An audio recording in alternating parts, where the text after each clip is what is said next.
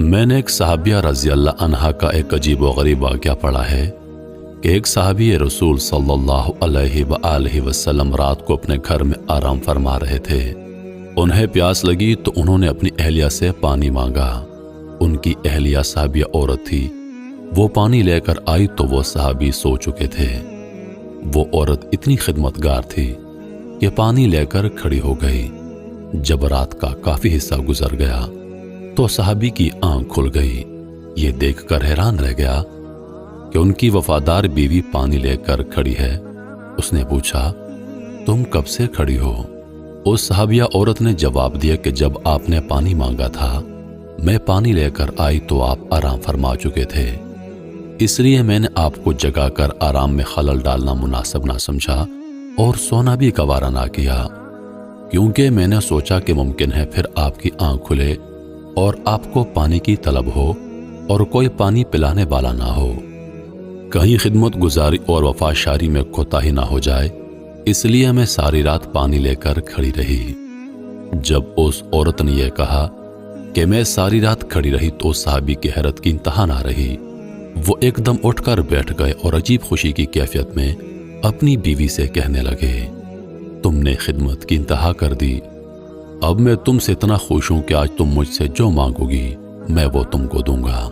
साहबिया ने कहा, मुझे किसी चीज की जरूरत नहीं, बस आप राजी और खुश रहें। लेकिन साहबी ने बार बार इसरार किया तो औरत ने कहा, अगर जरूर मेरा मुतालबा पूरा करना है तो मेहरबानी करके मुझे तलाक दे दीजिए।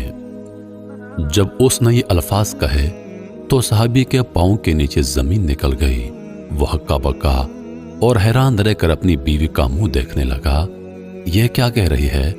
उन्होंने कहा, इतनी खिदमत गुजार बीवी आज मुझसे तलाक का मुतालबा कर रही हो, लेकिन चूंकि मैं वादा कर चुका हूं इसलिए तुम्हारा मुतालबा जरूर पूरा करूंगा। लेकिन पहले चलते हैं रहमत आलम सल्लल्लाहु अलैहि वसल्लम की खिदमत में। आपसे मशवरे के बाद जो फैसला होगा मैं उस पर अमल करूंगा। चुनांचे सुबह सादक का वक्त हो चुका था। ये दोनों मियाँ बीवी अपने घर से निकलकर रहमत आलम सल्लल्लाहु अलैहि वसल्लम के हुजरे की तरफ रवाना हो गए। रास्ते में एक घड़े में साहबी का पांव फिसल गया, वो गिर गए। उनकी बीवी ने हाथ पकड़कर साहबी को उठाया और कहा, आपको चोट तो नहीं आई? साहबी ने कहा, और तो कुछ नहीं, अलबत्ता पांव में तकलीफ है। साहबिया औरत ने फरमाया, चले वापस घर को चलें। साहबी ने कहा, अब तो करीब आ चुके हैं। साहबिया कहने लगी, नहीं, वापस चलते हैं।